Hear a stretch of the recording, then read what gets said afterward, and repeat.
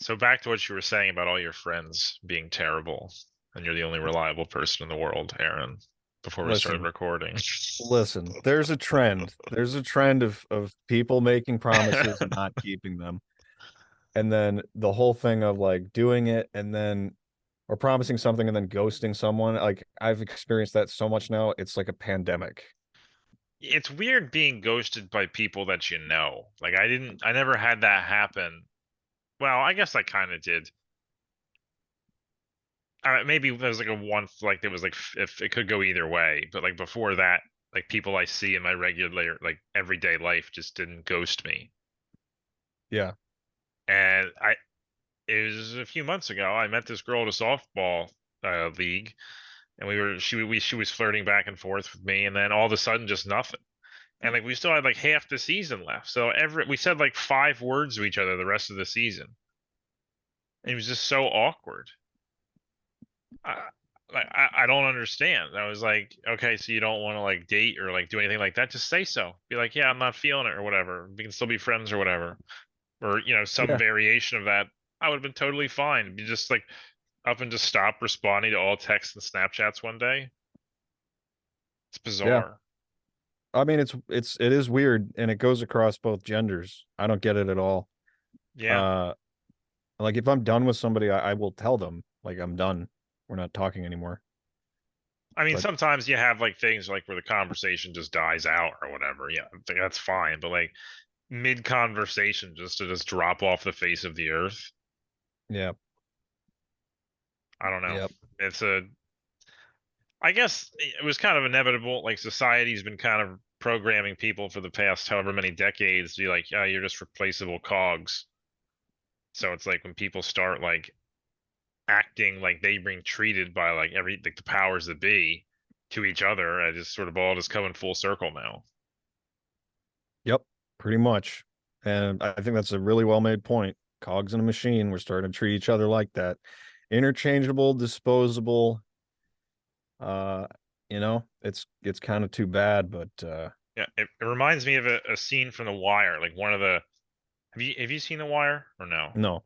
Well, there's this guy Prop Joe. I love his guy. He's this big fat guy. He runs the East Side as like the kingpin, but like his side, like legitimate business, is like a store that fixes appliances. And there's this one West Side guy who's like the gang's out to kill him, so he goes over to Prop Joe to like get him out of the city.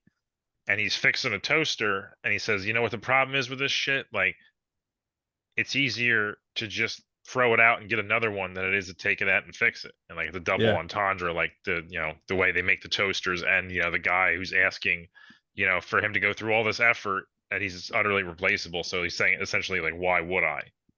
yeah, I yeah. just like I like That's the symbolism in that scene. And it really applies to this point, like things just get made cheaply these days. I'll just throw it out and get another one.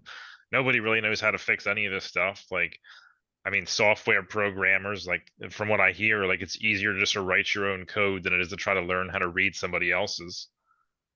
yeah, And, society's just sort of become that, online. And you definitely see it in online dating, but it's definitely seeped out into other, parts of society. I don't know if you understand sometimes how insightful you can be, but that was well said. Thank And you. I'm glad we consistently do guys now. I mean, off the Yeah, rails. don't let them. It says everybody's hearing about this. We can't tell them about the secrets that happen on Patreon.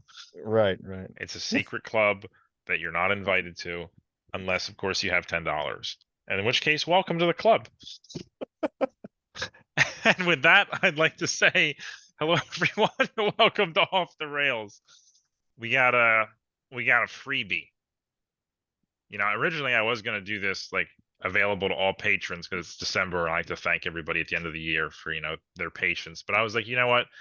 The whole audience kind of deserves some kind of content. I have an episode recorded. I got through the editing of the cold open and the intro, and that's about it. I ran out of steam at like the 6 minute mark, and I still got another like 45 minutes to go. Well, hey, you're still producing something, On the you bright know? side, it's going to be a longer episode I mean, it's probably trimmed down to about 37 to 41 minutes, give or take. I usually lose about 10 minutes of content uh, throughout the edit between. Sometimes I got to take out sentences or parts of sentences, but mostly it's just the spaces. And you don't realize like how many breaths you take and how many times you pause when you speak. Kind of like this. I kind of as I'm searching for the thought as I'm talking. Old radio trick. Um, yeah, and so editing that down, that sentence I just took out, 4 or 5 seconds, and that adds up over the course of it to, seven. I've had like as much as like 15 minutes taken out of just like pauses and breaks and stuff like that. You need to look into a program called Descript. It's kind of old. It's been around a while, but it started out as transcribing your podcast, and you could edit it just by looking at the words. But Hmm. now it's got a function that removes filler words. So you say all, or have long pauses, it fixes all that Yeah. automatically.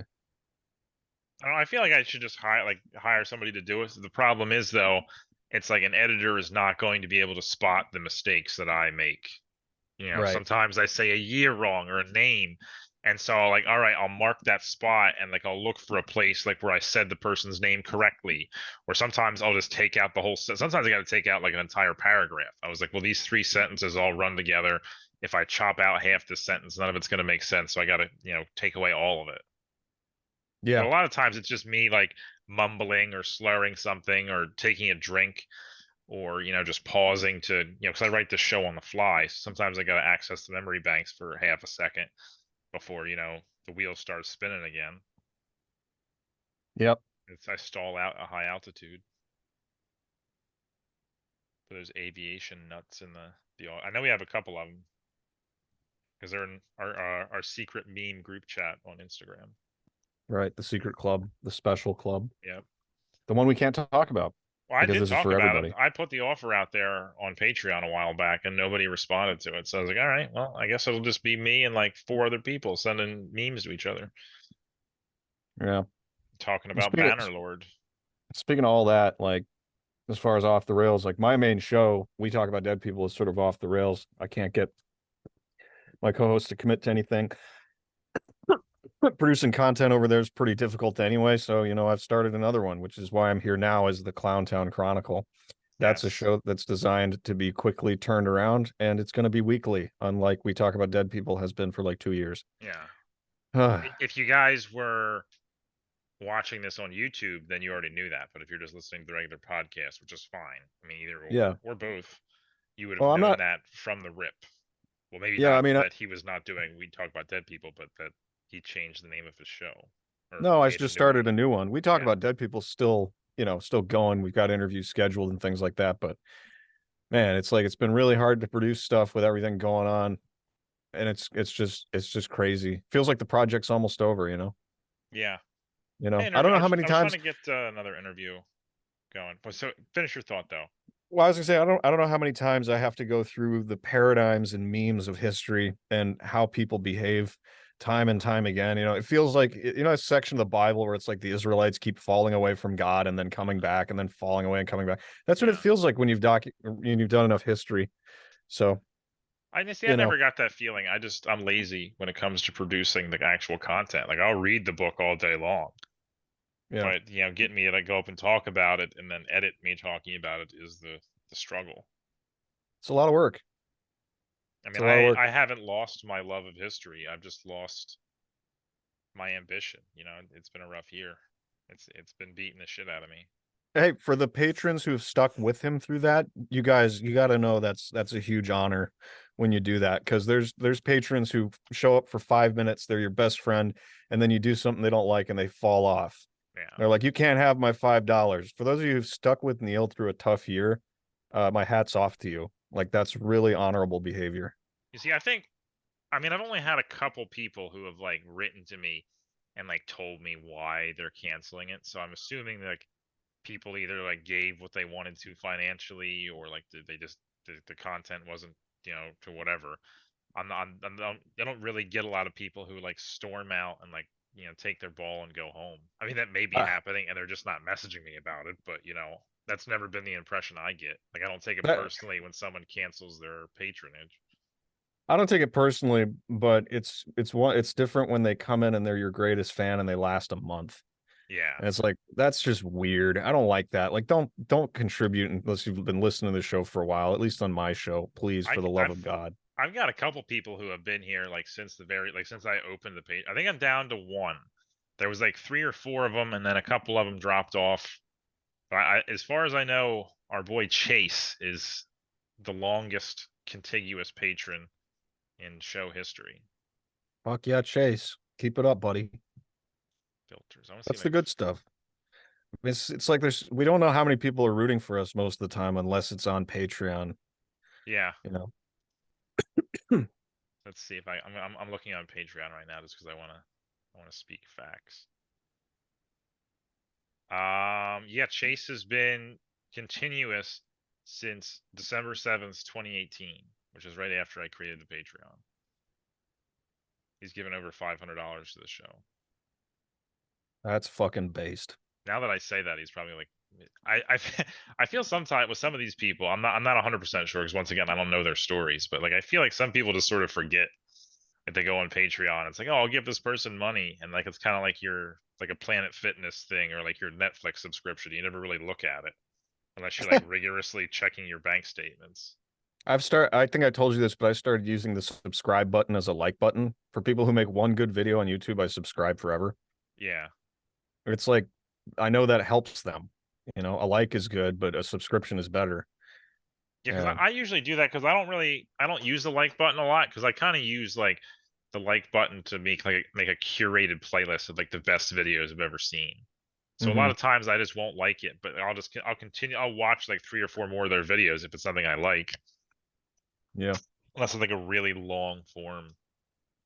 I don't know, I have like my YouTube um history is all over the place. Like when I'm talking, when I look at like what I have for subscriptions and stuff like that, it's wild. Yeah, I have hundreds of them, but I don't care because it's not like I go through my subscriptions very often.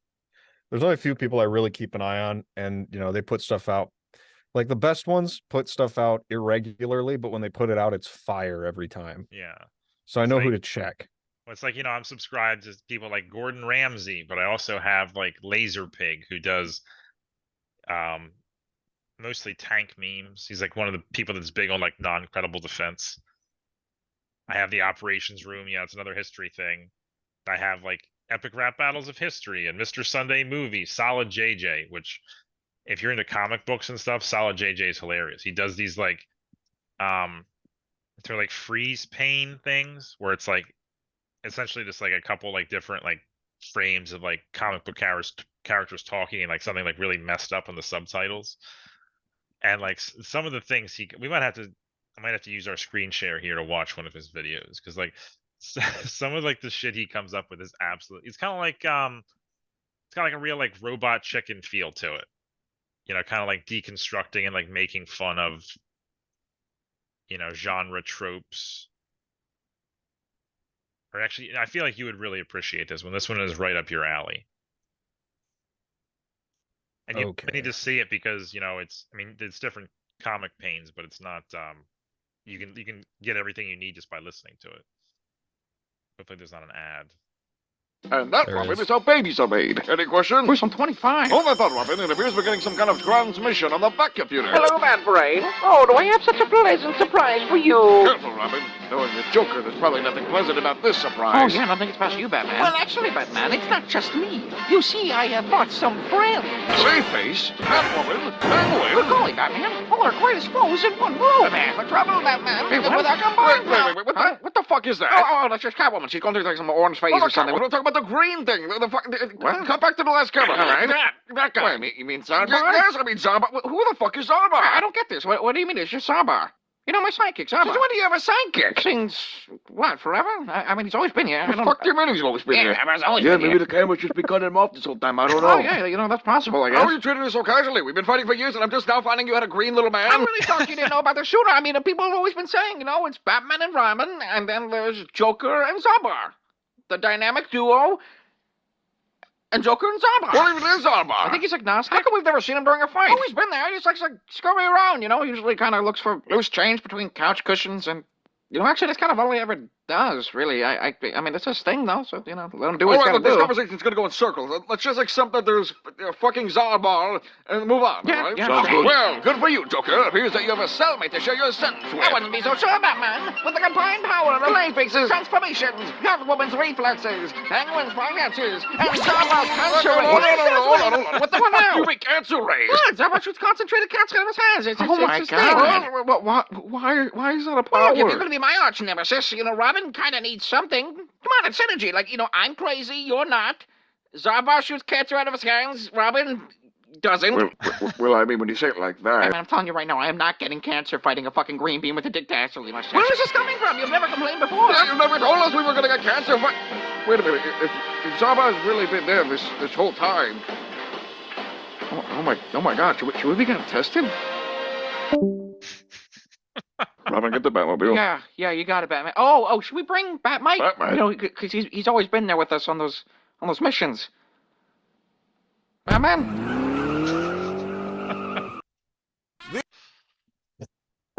But that's just like his kind of thing. Like he just makes these like parodies of, sometimes it's serious, sometimes it's like one of my favorites, he has like Spider-Man and he's fighting Rhino and he's like, so what's your like hang up? How are you like somehow connected to me in some way? He's like, I just like to run through walls. And he starts talking. He's like, yeah, I just that's just my thing. I'm not doing it because I need the money or anything. I really like getting in my Rhino costume and running through walls. And he's like, you know what? I'm gonna let you have this one. And he swings away. And like the last panel is like he ran like a school bus off the bridge or something, and all the children died or something. He's like, I should have seen that coming. I don't know. It's just one of the weird rabbit holes I got into. The algorithm smiled on me that day, and I found something that I liked. That's funny. I watch a lot of like scene deconstruction videos too. Like people do like video essays on like movies or like scenes in movies. I like that kind of stuff too. I feel like it makes me a better creator because if you can sort of like understand people's thought process. Or like, there's a bunch of things that I, just watching the movie casually, I'm like, yeah, I'm not thinking about this at all. This is not English class. But afterwards, it's kind of cool to be like, oh yeah, I can see how like my brain sort of subconsciously connected all these like wires in the right sequence to be like, wow, that's pretty cool. Because like your brain is really absorbing this information, and things click. It's like the best way to explain it is like you don't know how to play like a symphony until you hear somebody do it wrong. Like you'd be listening to someone like banging away at like Beethoven's Fifth or whatever, and like you may not know the music, but like if they hit a wrong key in that sequence, it just sticks out like a sore thumb. Like I don't know how we can all do that. Maybe everybody can't do it. Maybe I'm just speaking for myself here. I don't know. Well, my mic is acting up. Does it sound fine to you? Yeah. It keeps changing sources on Zoom for some freaking reason. I'm not happy about it, but good. Is your USB thing loose maybe? I don't know, but my Stream Deck is telling me that I'm supposed to sound like Joe Biden right now, and I did not turn that on. You definitely should turn that on. Is it working now? Yeah, it's working. Okay. Hello, Joe, welcome to the show. We never had a sitting What's up, president on Off the Rails. It's not the first time, I like podcasts. Did you have your ice cream and your dementia medication tonight? Well, wasn't there, Chad?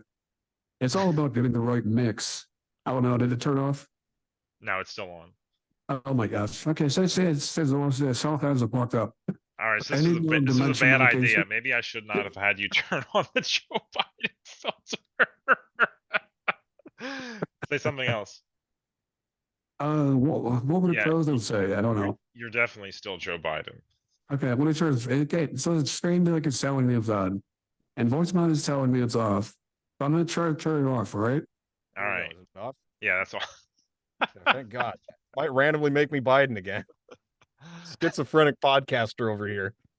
I had an electronic drum set that would do that.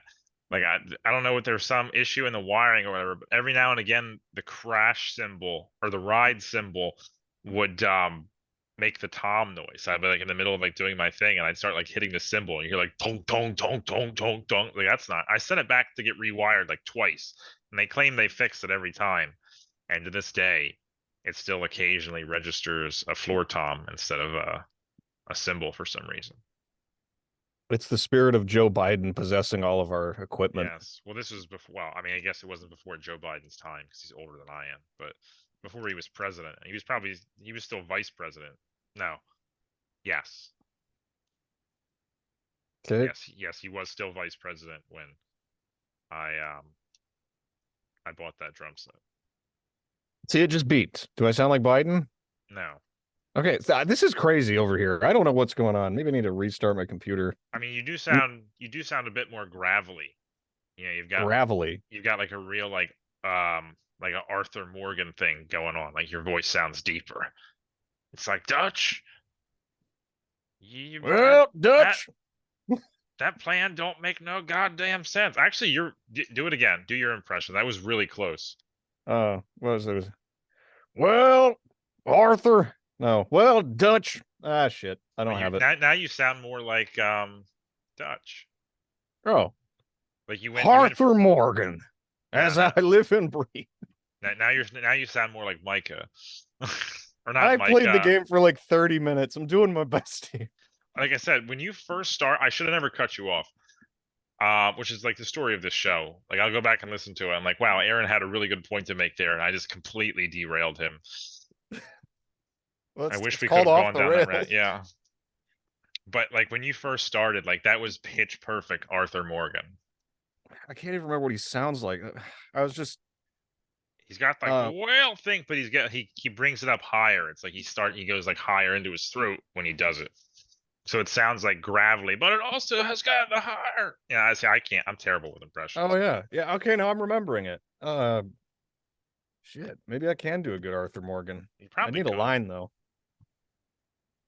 How about I read your whiteboard as Arthur Morgan or try to? I can't. I can't even get you Arthur's thing because like in my playthrough of Red Dead Redemption, I'm to the point where Arthur is no longer a player-controlled character. I feel like there's no way I can talk about this without spoiling the ending of the game, but fuck it.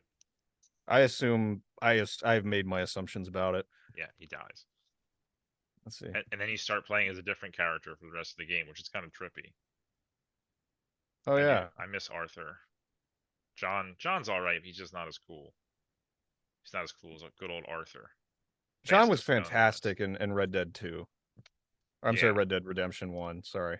Well, you get kind of like the prequel story. It's like after all the things go down with the Vanderlyn gang and it breaks up, like you spend like at least to the point. Really haven't even progressed the story. Like I just like to go out hunting and shooting people. I'm starting to get that achievement for having a bounty of $250 in every state, and for some reason it won't give it to me. Or like I'll get like 2.5 days in, then a fucking cougar will maul me and kill me instantly.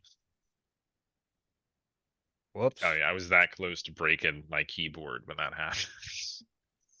Just wandering along, all of a sudden I see a red dot. I pull my gun out and a cougar just jumps out of the thing and just rips my face off in one hit.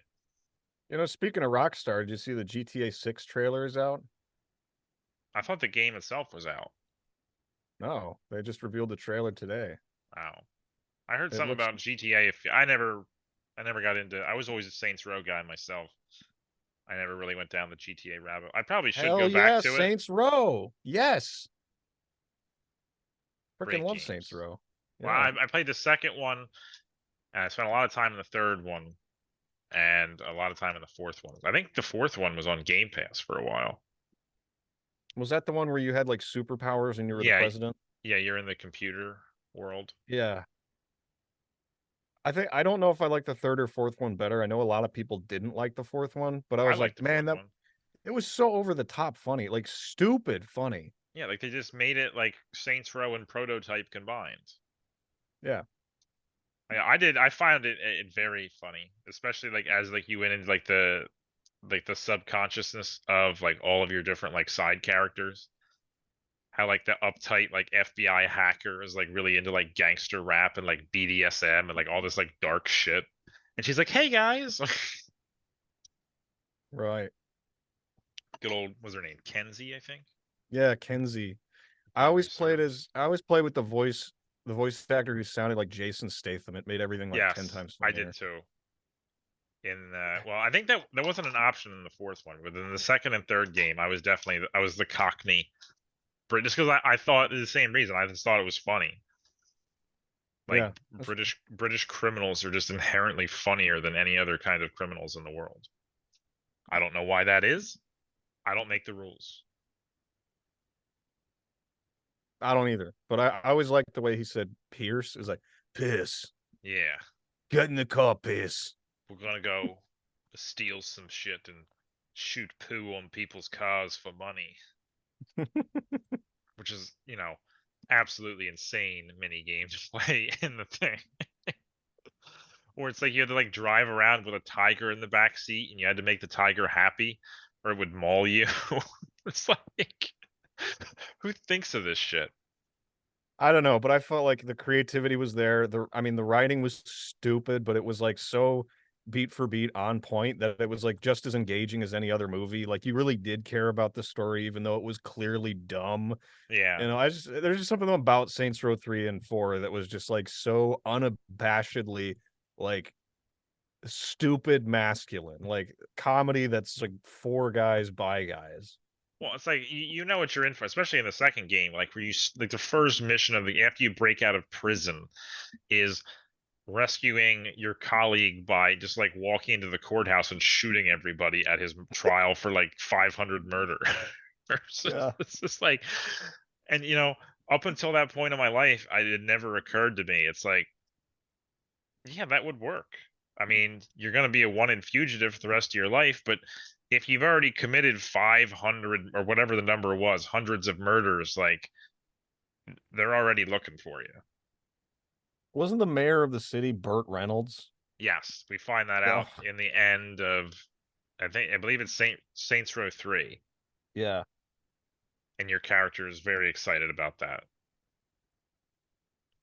Yeah. It gave me real Zombieland vibes when Woody Harrelson's is like, Bill fucking Murray.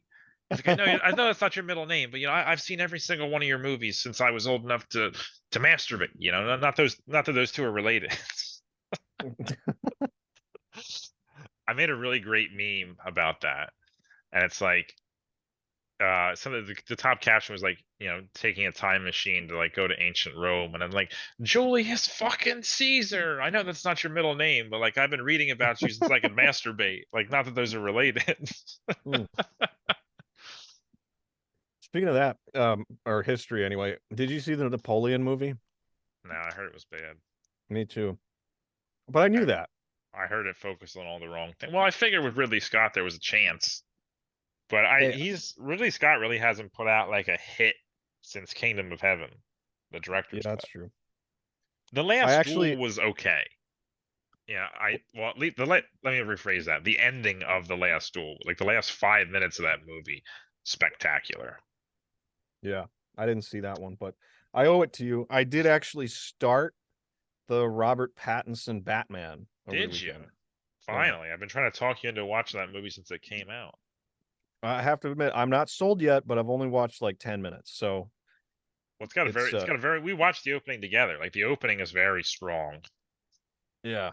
Like you can just tell, like he's just like relishing in the fact that he's Batman, and like people are shitting their pants because of him, and he loves every second of it. Yeah, you know what I did watch? I probably told you this. I rewatched Joker, Like the standalone movie. Joaquin Phoenix. Yeah, Yeah. I don't think it stands up, dude. I saw it once, and I was like, that's enough. Yeah. It's like Dunkirk. I saw Dunkirk once, and I was like, I don't need to watch this movie again. See, I saw Dunkirk and then I listened to Dunkirk because the sound is perfect in that Yeah, movie. well, that was the thing. I was like, I feel like nothing is ever going to experience or to like match my experience in the theater.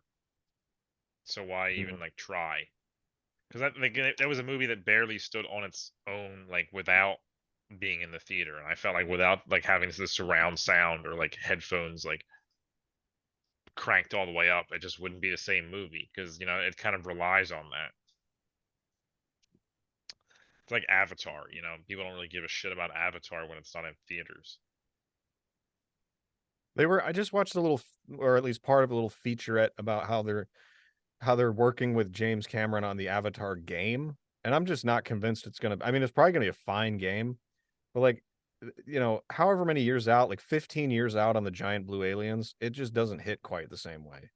What's speaking of video essays, like, that was one I saw a while back. It was talking about how, like, Avatar, at least up until recently, was the highest grossing film of all time, and nobody can tell you really anything about that movie. It's like Yeah. the blue aliens, and there's a mineral underground their tree, and like the end of the movie just rips off the Battle of Endor. hmm Yeah, I can tell you that I think the reason that one was so successful was simply because of what it was about. It was about inhabiting another body, and so many people are so miserable when they go to the theater and they're on Pandora, they leave, they see their shitty little McDonald's on the street corner and the Walmart across the way with the pavement that needs redoing, all that stuff. They're like, I just, bruh, I don't what the see. I think you're digging a lot deeper than it actually was. I think it was a movie that was like made to be seen in 3D or IMAX, and it was kind of like Dunkirk. It was sort of billed as like you have to experience, because it did look beautiful in the theaters, like seeing all those like vibrant colors and like at the time like cutting edge graphics. Mhm. It was it was an experience. Like people went to see it because of that. Like it was a movie that is enhanced by being in the theater. That's why anymore I only ever go see action movies in theaters if I go at all. I've seen two movies in theaters in the last like 4 years, and those are The Batman and John Wick 4. Both incredible movies, in case you're wondering. Yeah, well, it's like look no further than did you see Elon Musk lose it at Bob Iger and the Disney advertisers? No. No, he told them to fuck off for trying to blackmail him because they were threatening to pull their advertising from Twitter. And so he did this on an interview called what was it called?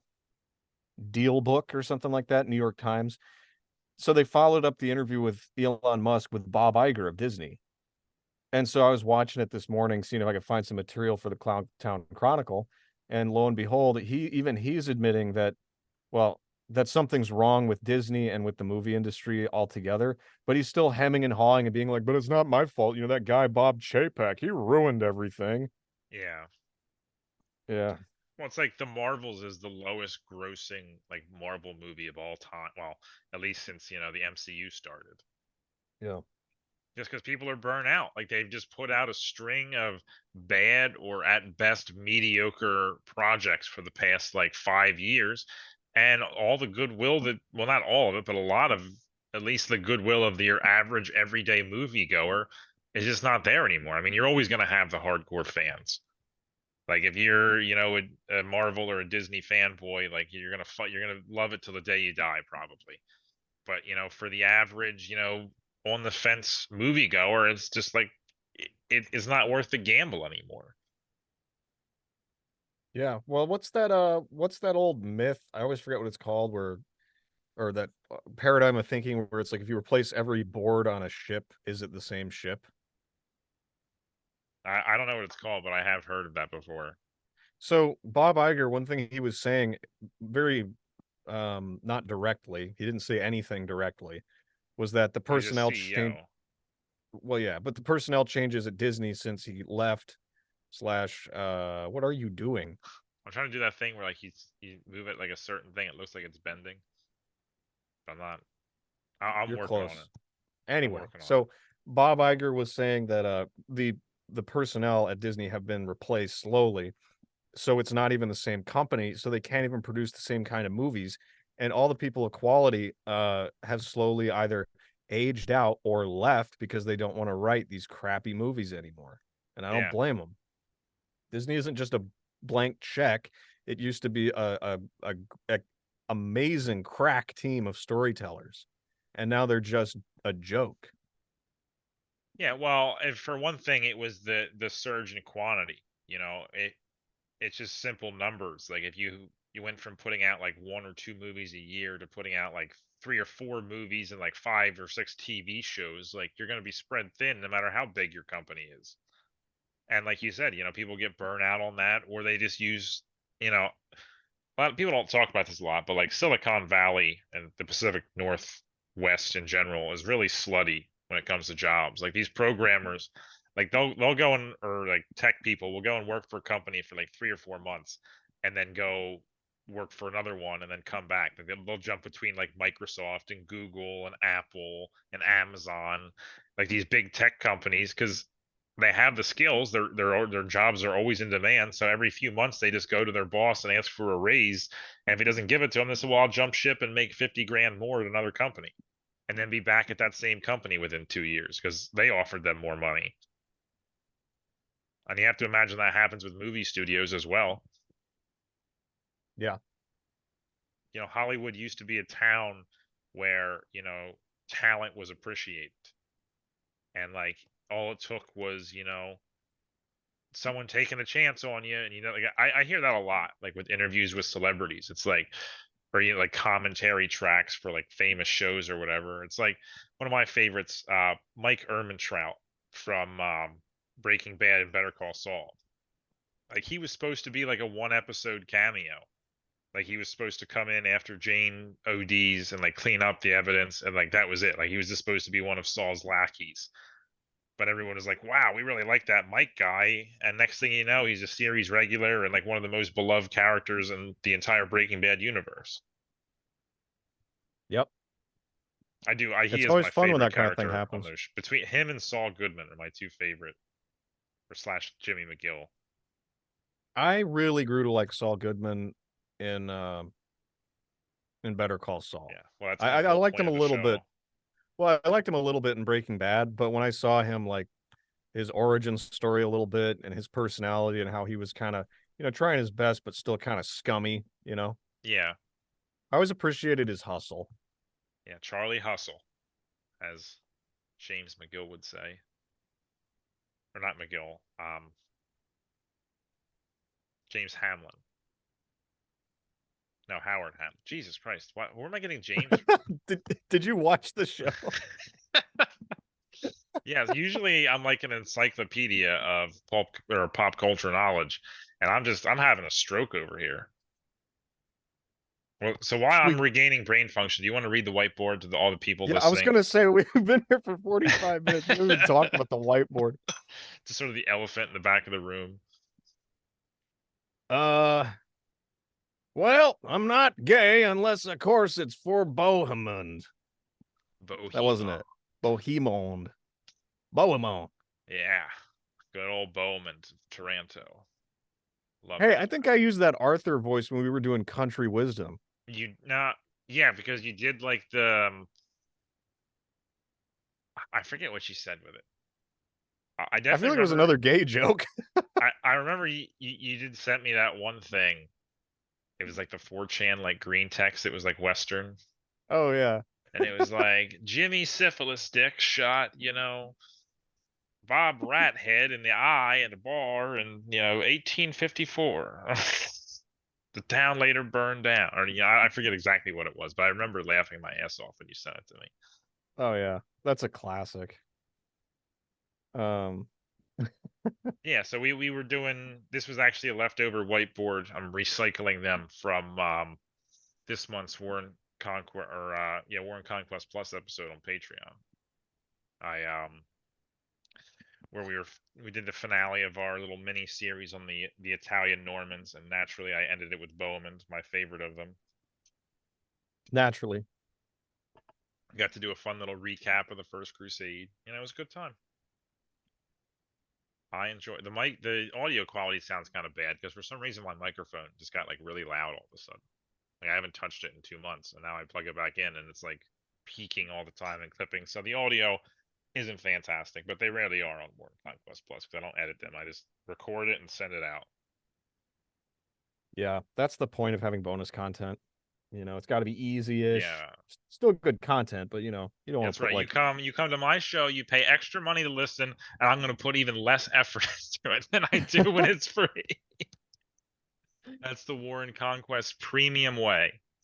Although yeah. we have done some fascinating stories over the years. when we were doing Rome, I was like going through Plutarch's lives and like talking about like Sulla and Marius and one of my personal favorites, Sertorius. Sertorius was a lot of fun. That was actually our first mini series. I think it was like a 2 or 3 part series on Sertorius and his rebellion in Spain. Fascinating figure. I'm not even aware of his existence. That shows He you the quality of my show. So when Marius and Sulla go at it in the first Roman Civil War, Sertorius backs Marius. Marius eventually loses the war over the course of, 5 or 6 years, but Sertorius flees to Spain, which has like been barely Romanized. Like the Romans kicked the Carthaginians out like 100 years before, and it's still, the Wild West. And so Sertorius, goes around and forms like good relations with all these mountain clans and sort of unites them into an army. And then he just spends the next like 20 years like ambushing, some of the best generals in Roman history. He's like they go in they go into the mountains of Spain and it's like that meme, like the welcome to the rice fields, motherfucker. And he beats them all. Like he beats every army for 20 years that comes into Spain. Or is it 20 years? I sometimes cross my wires with him and Skanderbeg because their stories are so similar. I know you know who Skanderbeg is. Yes. I do So know who Sertorius is Skanderbeg is. essentially Roman Skanderbeg. Nice. All right. During the later years of the Civil War, he sent to recover so he was in the Iberian Peninsula between 83 to 81 BC. And okay, so it was 10 years, but either way, he led a rebellion for 10 years against Rome until eventually someone bribed one of his underlings to assassinate him. And his men loved him so much that they like immediately murdered his assassin. One of my favorite Sertorius stories is so he's leading this rebellion, and this is the same time as Mithridates VI of Pontus, also known as the Poison King. I think Adrian Goldsworthy has a book about it that I've heard is really good. I never read it because I never talked about him on the show, but he's leading this rebellion in Turkey, and he reaches out to Sertorius saying like, listen, like we're both at war with the Roman state, like why don't you like formally recognize me and I'll give you all these troops or whatever, and all you have to do is say like I'm the rightful owner of Pontus. And he's like, fuck off. Like I may be like at war with Romans, like, but I'm still Roman. Like Asia Minor does not belong to anyone but Rome. And so he just refuses all this like money and military aid and support and all this stuff just because he's like, yeah, I'm still a Roman. Like even I might be rebelling against Rome, but I'm not gonna, help a foreign power take away a chunk of the empire. And you gotta respect a man with integrity like that.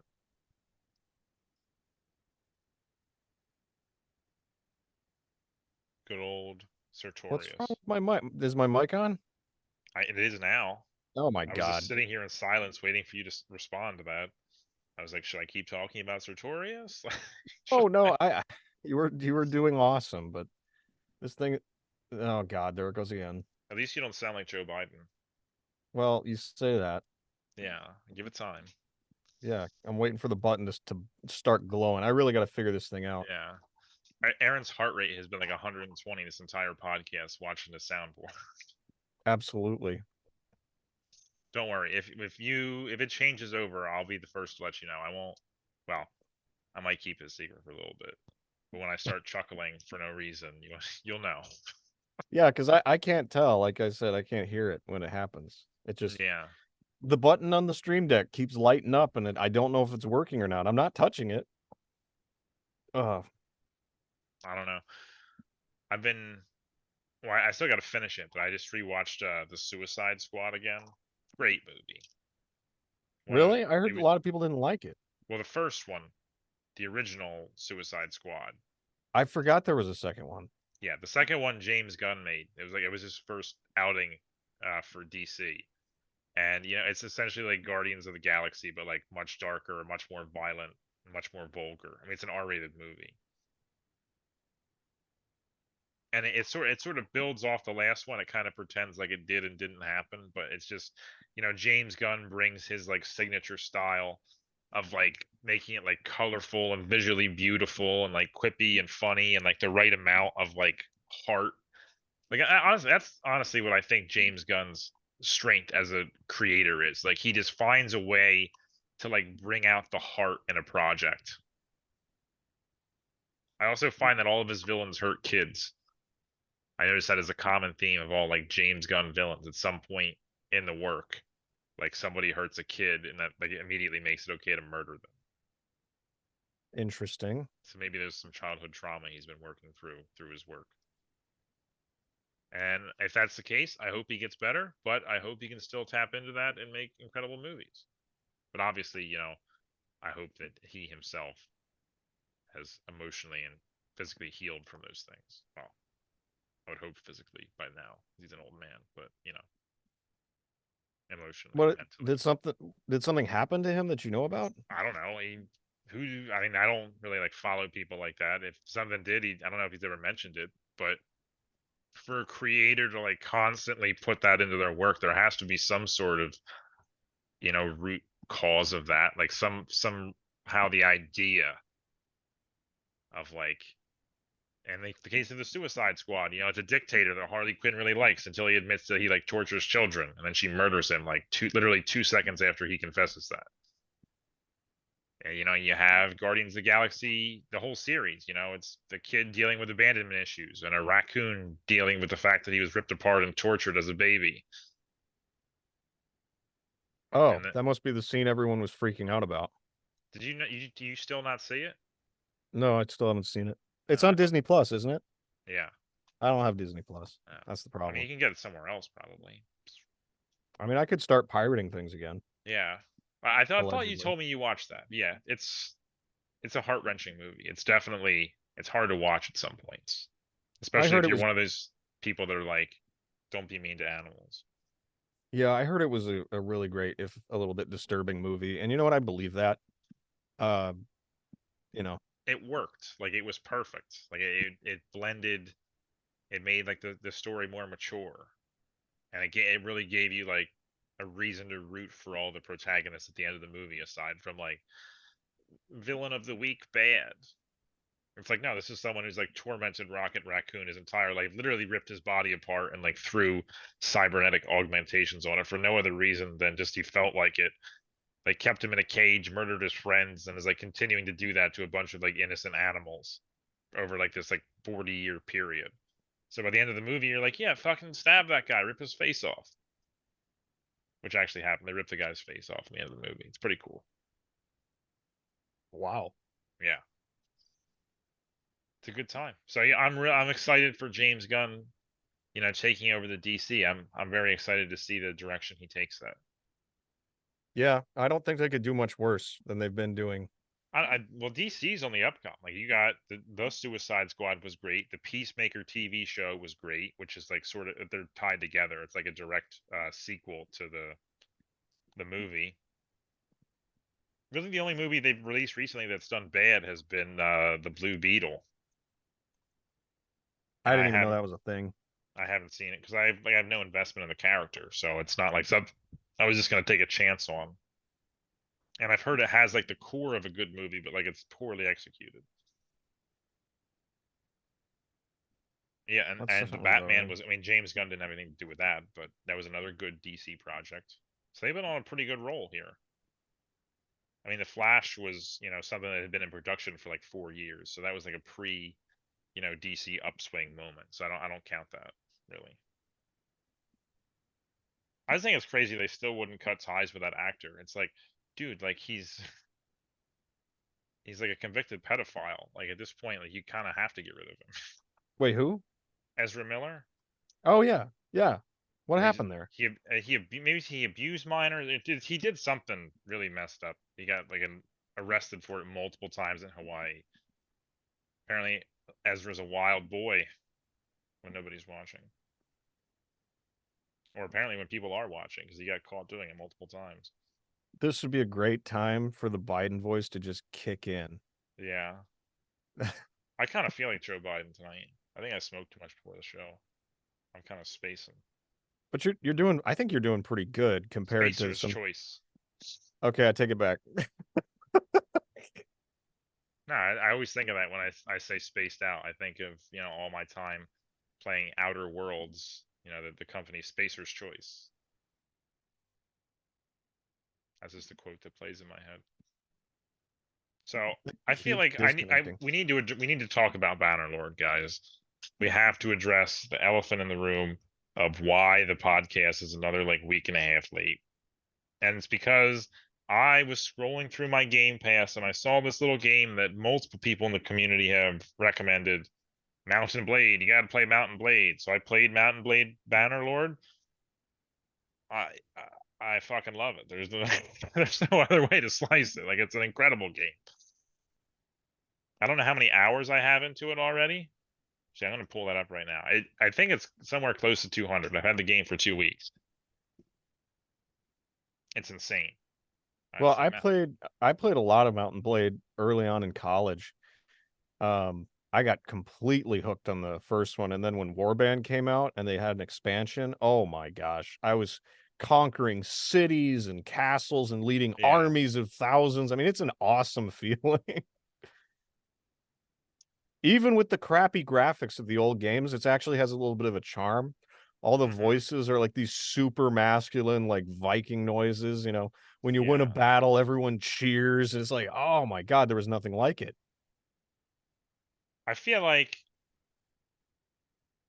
we may, I may have to play the game towards the end of the thing. We may have to do a little because you really have to, you have to see to believe it. Like how, I mean, the graphic. I don't know what the graphics looked like before, but now, hmm. Honestly, for me, what keeps me coming back is the fact that like the battles are just really satisfying. Like running a peasant through with a lance at full speed on a horse should not feel as satisfying as it does. Like I don't know what kind of ancestral thing this is tapping into.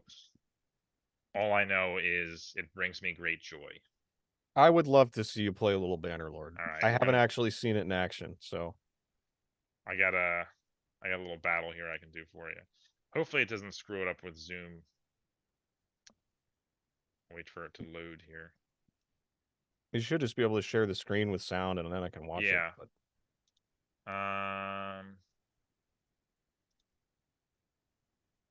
My my save loaded here. See, this is what I was doing right before I started the show. Just playing some Bannerlord. All right. Alt tab. Share screen. This is you guys. If you're not watching on YouTube, you're missing out here. You're just gonna have to listen to the sounds of Mountain Blade Bannerlord too. So here's me. I got my little army of 140 guys. This is I'm the Scorpion. I've conquered the northern part of the Empire myself. I started a war to take this rebel settlement, but for some reason, when a stronger army comes in, like, it still gives you command over the siege, but you can never initiate it. So, like, I had, like, 4 trebuchets, 2 siege towers, a battering ram built. There was, like, 100 guys in the garrison, and for some reason, it wouldn't let me, like, attack. I was just sitting there. So I'm like, I'm not going to sit here for 20 days until the food runs out.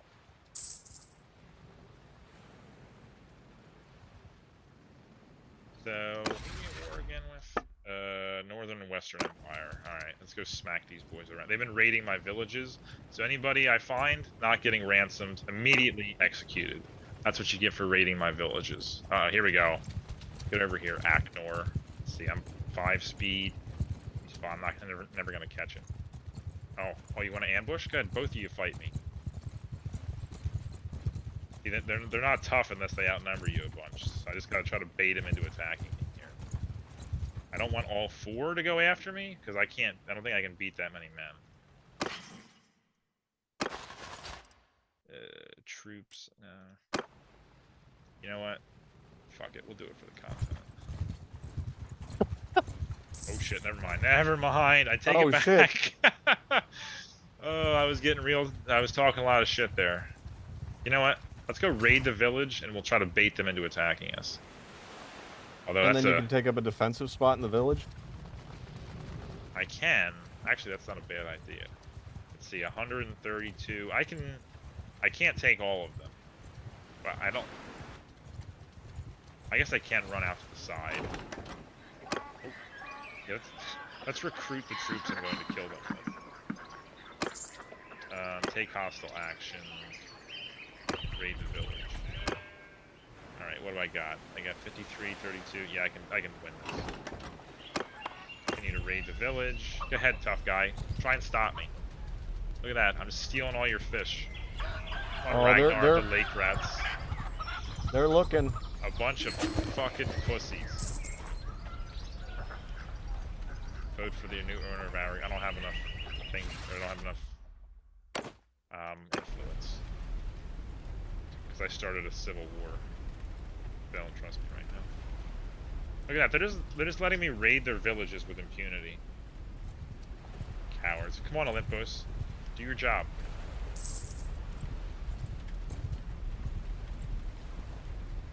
They don't even know what to do. Yeah, I just stole all their fish. Just burnt that village to the ground. Go ahead. Take vengeance. Take vengeance, you little pussy. Get over here. I can only imagine what it's like listening to this right now on the podcast. Just me repeatedly yelling at this random guy to fight me. You know what? Let's go deeper. Let's burn down Strathmos too. The problem is they only have this one city left, but it's not enough for me to take myself. I don't have the influence to start an army. Let's see, is Andros how big of an army can you get in this one? I saw that the Queen had 1,200 people. Oh my gosh. Now what it does is it does it in stages. So like if you have like an army of like let's say 500 apiece fighting each other, they'll deploy like 200 apiece, and then like if the battle goes bad, then reinforcements will come in. So like you're not fighting like 1,000 people on screen at once. I really just want to fight here. Like, why does nobody want to fight? Just sitting here, just stealing all of their grain. I don't want to find the people who burned my villages. Uh-oh. What do we got here? 46, 32. Oh boy. Let's see. Oh, they still don't have the guts. No, it's paused right now. When you're not moving, it pauses automatically. You know what? It'll be easier to defend in the village, so let's just keep raiding it. Yeah, they didn't have the balls. I knew it. Oh, here's the Emperor. Let's see if the Emperor's got a pair of nads on. Let's see, I'm 4.9 speed, he's 4.7. You see, that's what I'm worried about right there. They're trying to bait me into their territory. They're gonna wait for me to come down in this pass here and try to take me. Watch. I guess they just fucked off to somewhere else then. Maybe I besiege the castle, maybe that'll get their attention. Ooh, that got their attention. See, I can't fight that many people and survive. So what am I gonna do here? If I go up there, I'm screwed, I think. I'm not gonna test it out when I don't know. I feel like if I could take out the lead units here... Oh wait, I thought that was said 460. It's 49 and 60.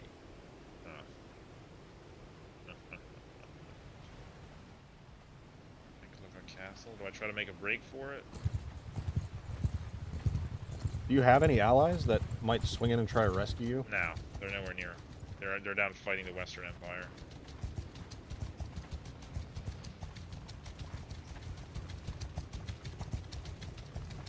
I'm trying to separate enough of them from the main group that I can attack them successfully and survive. Like that right there, that's 100, 200. Yeah, that's a little bit much for me. This all works off speed, like having different things, like having extra prisoners, or being overweight, or having more horses. Like it all changes your speed on the campaign map. So like if you're going in for like a raiding build, you want to try to you want to have fast. Like I'm never gonna catch this. Actually, I may eventually, because he's a 4.8 and I'm a 4.9. I may eventually catch him. Yeah, all the armies are down here. They're fighting in the Western Empire. Which, you know, honestly, it's a good move. You know, this is one city and a couple of villages. it's a greater military threat. I can defend my own castles for the most part.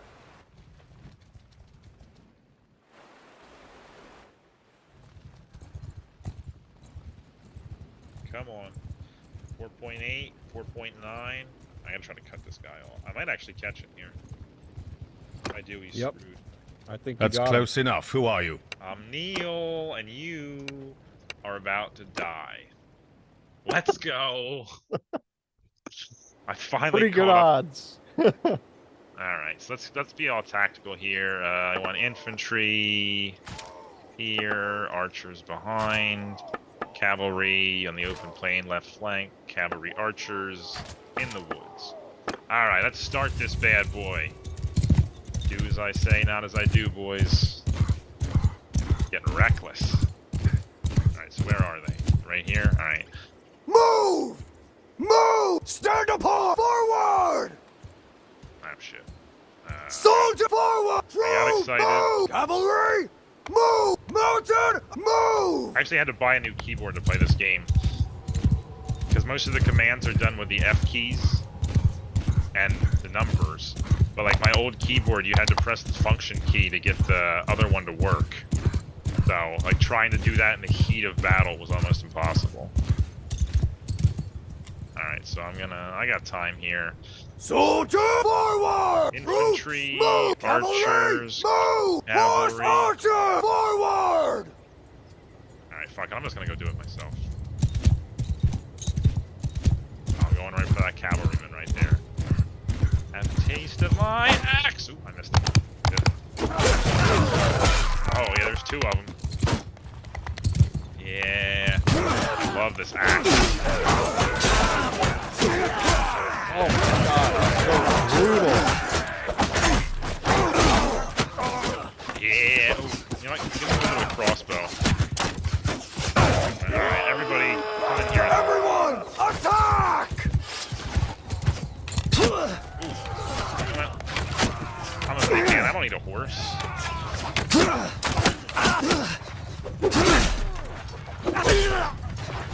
I don't even use defense. I just do all offense. I got the armor.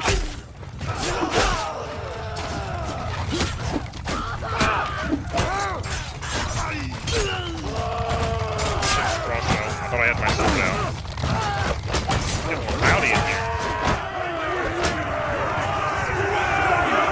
That's right, boys.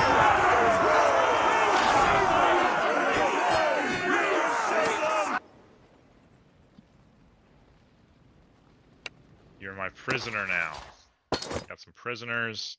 I may execute him, I may not. I don't know. I didn't catch him raiding my town, so maybe I'll cut him a break.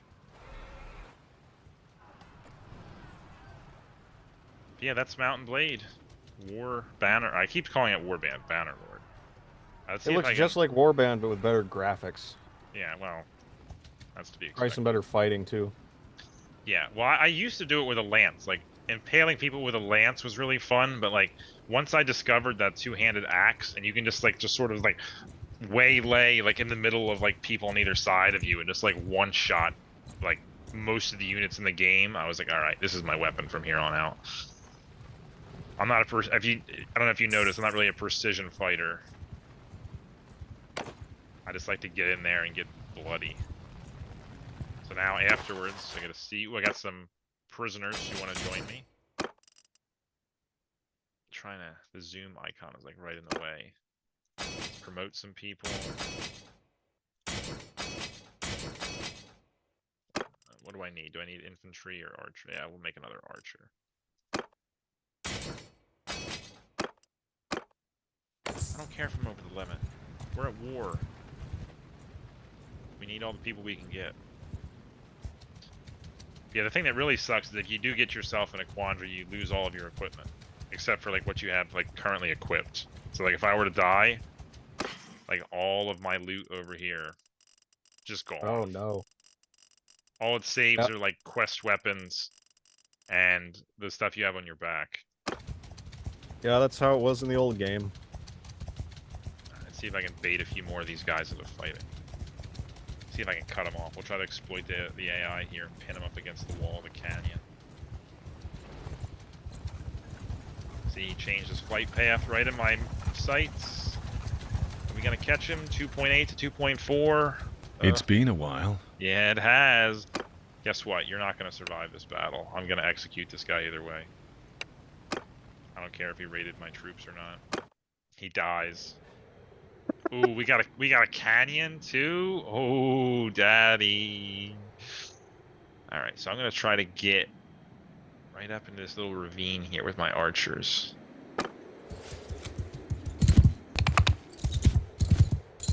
Yeah, we got time. Follow me!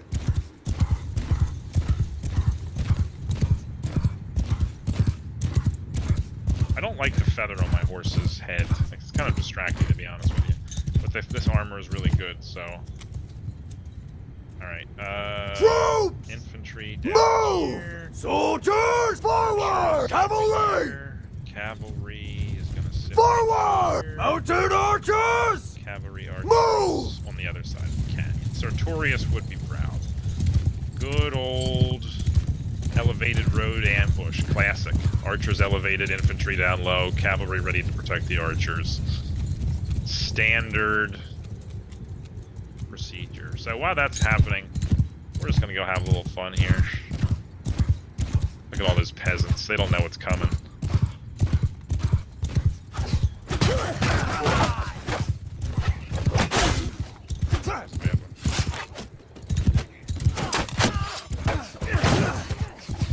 I just love like, even if you don't kill them, just like smashing into people is really satisfying. You feel like a Rohirrim in the end of Lord of the Rings.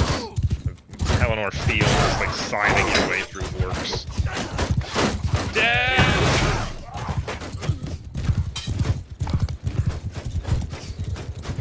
Come on, you want some? Didn't think so. Got 2 of them on that one.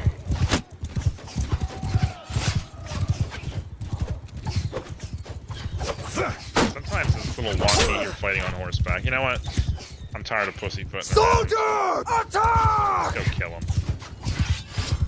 Being all tactical for an opponent we outnumber like 7 to 1. Ooh, that's gonna hurt the horseback.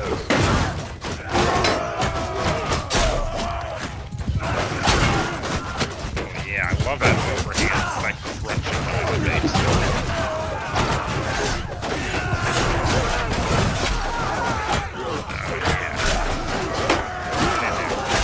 Get in there.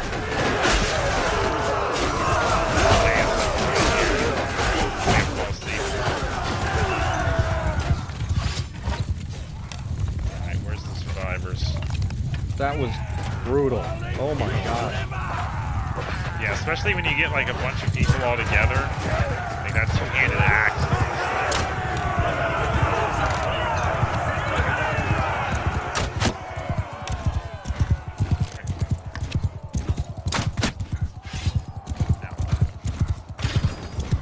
Randomly pulling this dude's horse, but you are my prisoner now. Yeah, you're at my mercy, but guess what, buddy? You're about to not get any. I promised the viewers an execution, and here we go. Party.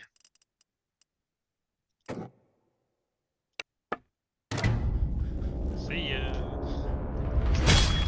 Oh no. Jesus. Oh, look at your reputation. Oh no. Yeah, go ahead, come avenge him. Yeah, this is because you guys wouldn't attack me in the village. You know, maybe he would still be alive. You guys would just grow a pair. Alright, let's try to string these guys along. Let the faster ones catch up and individually fight me. Go ahead, come on out. There's more of you. I have better troops, but, you know. Got some upgrades here. Giving out them promotions. Let's see what I want. Mace. Yeah, I want Imperial Infantry. Iron Spear. Iron Pike. It's always nice to have some cavalry. Geez, that reputation is still going down. They did not like the fact I executed that dude. They're gonna have it out for your head. Good. Oh my god. It's still going. Holy shit. This is insane. I think Ooh, you I've might have gained killed a a very devious trait. What does that do? I keep the zoom icon keeps getting in the way here. Honor represents your reputation, respecting your formal commitments like keeping your word and obeying the law. I am the law. Let's see, can I get those two to fight me? I can take 100. Go ahead, overwinter in that town. Oh, I got you now. I still win. See if I can try to run this guy down. Yep. I'm like a lion. I just Yours keep is hunting not the a stragglers. Yeah, you're about to know my face. You're about to know it when it sticks an axe in your face. We keep fighting in this canyon. Alright, let's go, boys. No strategy. Follow me! Follow me.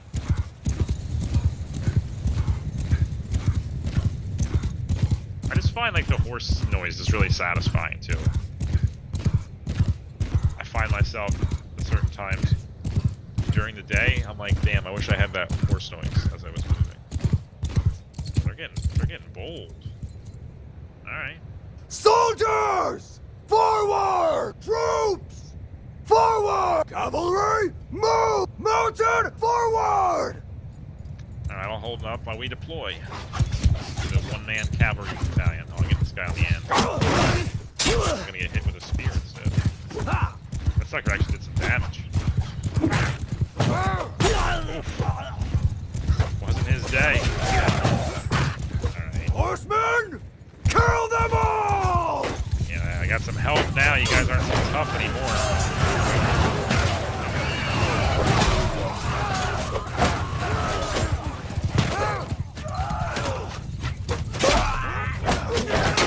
I keyed off on like a softball. Come here. I cut your lord's head off. Now I'm gonna do it to you too.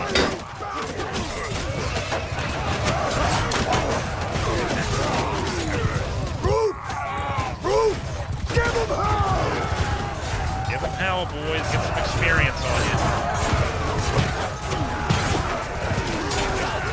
It feels more personal to get off the horse.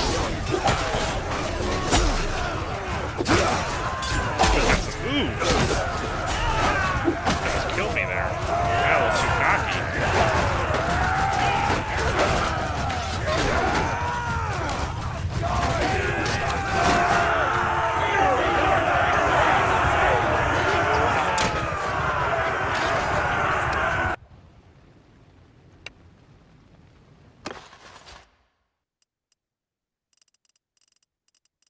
We got some troops to pick up. We got some prisoners. We're gonna be overburdened here. Let's try to get back to the castle before they all run away.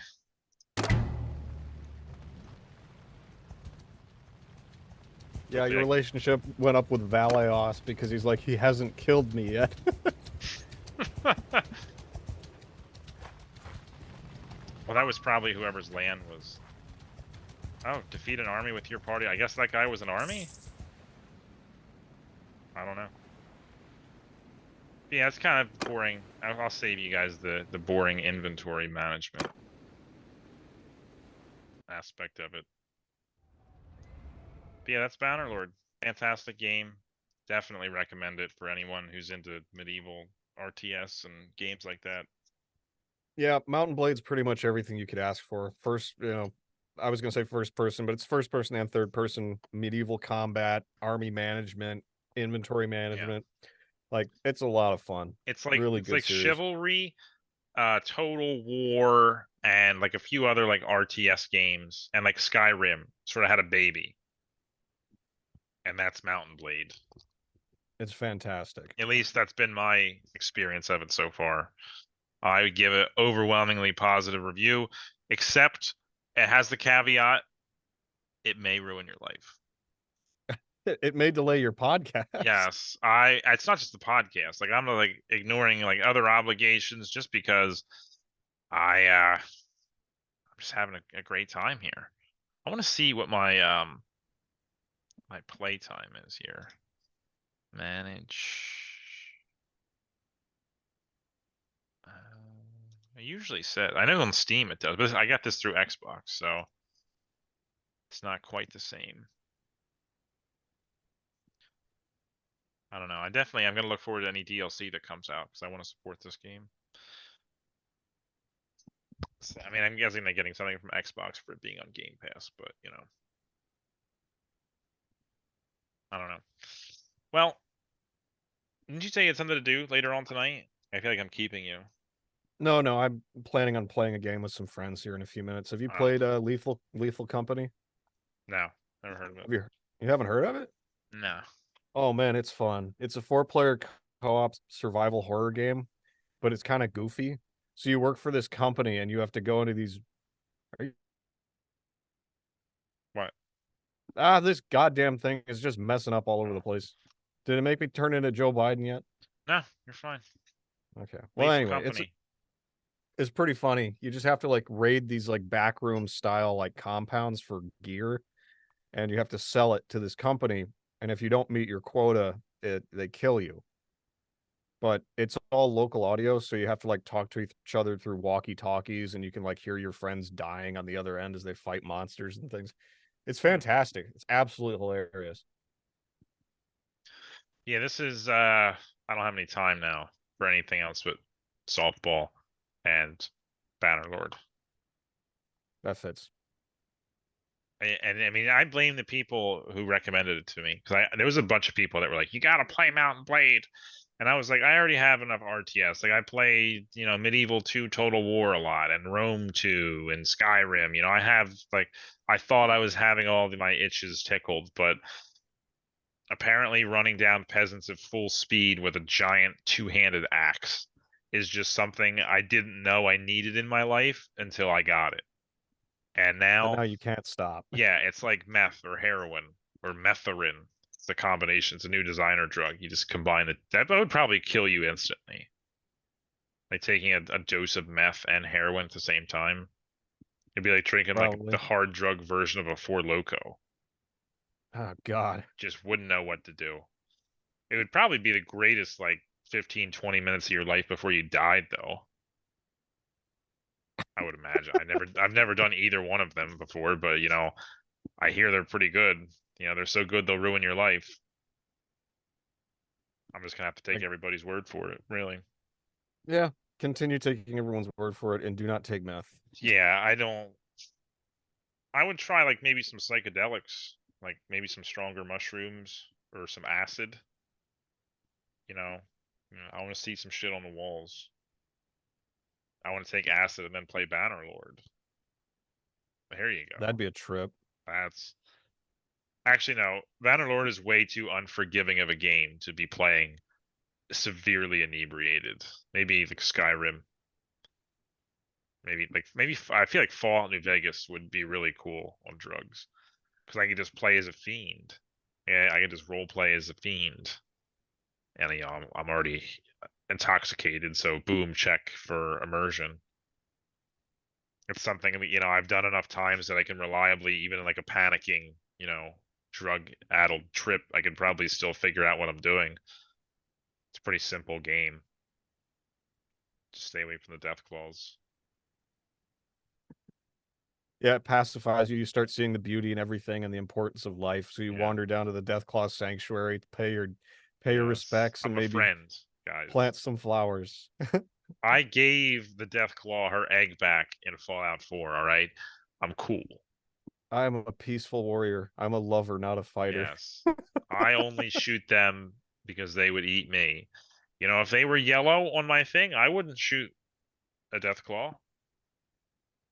If it's not hostile to me, I'm not going to shoot it, probably. Unless I'm playing as a raider, and then, maybe. That was pretty cool in Fallout 4 playing as a raider. It was kind of a wasted opportunity, but I do like the idea. I liked where they were coming from. Yeah, I remember hearing about that, and then when I got the game, I'm like, this. It was essentially just the bad version of, or the evil version of doing Preston's Minutemen quests. It's like another village needs your help, or it's like another village needs to be raided. I don't know, it just all felt kind of pointless at the end of the day. Like a lot of Bethesda projects, ultimately pointless at the end of the day. you can sink a bunch of time into them, but at the end of the day, what have you really accomplished? Except for that one mission where you have the robots on the ship that's stuck in the bank. S tier quest right there. That was a good quest. Yes. Damn you, whatever it was, saving us in loans, I spit at you. I did like this stuff with Paladin Dance too. Like the first time I played that storyline really hit me. Like when they find out that he's a synth, spoiler alert. Um, that one really like took me for especially when I couldn't talk Maxon out of killing him, and I was like, you have to kill him, or the Brotherhood is going to be very upset with you. And I was like, well, I wouldn't want that. And then I found how cool it was to get the ending where you fight the Institute and the Brotherhood at the castle with the Minutemen. That's a lot of fun. Like you shoot down the Pridwin with the cannons, and then they attack you, and then the synths attack, and you got to like defend the walls. But that's a siege, so it's automatically going to have my interest. Once you put a castle in there, I'm there. I'm on board. I'm in the zone, in the pocket, ready to rock and roll and party all night long. Or it's party every day. Sorry, I got the lyric wrong. Fuck. It's very upsetting when I forget things. That was pretty good. That was pretty good right there. I'm Yeah. gonna have to go. Can I shill my garbage before I leave? I guess. I'm just kidding. Go ahead. For those of you who are longtime listeners of Off the Rails, you've probably gone to We Talk About Dead People and noticed that there isn't that much being put out. I don't know how to excuse that. I'm not going to try. So instead, I just started another podcast It's always called co-host's fault. I'll say it because Okay. he won't. Okay. All right. So I started a new podcast called the Clowntown Chronicle. It's just a news and media breakdown. It's a party. It's just fun. Really low key. My voice mod just says it just turned on, so I don't know if I sound like No, Biden. you're still normal. Okay. Well, you should all go listen to the Clowntown Chronicle. Let me know what you think, basically. Didn't work. What were you trying to do? Stick your spoon to your I was head? trying to stick my spoon. I don't know how to do it. I just licked it and thought maybe that would help. It didn't. Okay. Speaking of Clowntown Chronicle, check this out. I'm sticking a spoon to my forehead. Yeah, I did that once. My ex, she had like one of those like sex toys kits that she got. It was like 50 Shades of Grey themed or whatever. And there was these little like nipple suction cups where like it was kind of like a change purse where like you push on the end of it and like it opens up the mouth, and then like it attaches, and just fucking around, like I open it up and I stick it on my forehead as I'm like, aha, I'm a unicorn, and I take it off. I had a perfectly circular bruise in the center of my head for like 2 weeks after that happened. I had to lie and tell everybody like, yeah, like I fell asleep and there was just a quarter, and it just like it was right there. So I was just like sleeping on a quarter all night long. I don't know if anybody believed it or not, but that was my official story, because it was legit like a perfectly circular, like, and a deep bruise too, like a bruise like somebody shot you like point blank with a paintball gun kind of bruise, or maybe like not even like the paint round, like the simunitions that you actually like, shoot like an actual rifle cartridge. It looked like someone had done that like right in the center of my head with a quarter. And I just had a bruise there for like 2 weeks afterwards. Jesus Christ, what the fuck? Because I put a suction cup on my head for like less than 30 seconds. That's fucked up. Yeah. Thank you, Joe. Thank you for taking us out. For all of us here at Off the Rails, I have been Neil Eckert, Born Conquest. This has been Aaron C. / Joe Biden of the Clowntown Chronicle. Good night. Or good morning. Or afternoon, or whatever time of day it is. If it's 2 in the morning and you're listening, good for you. All right.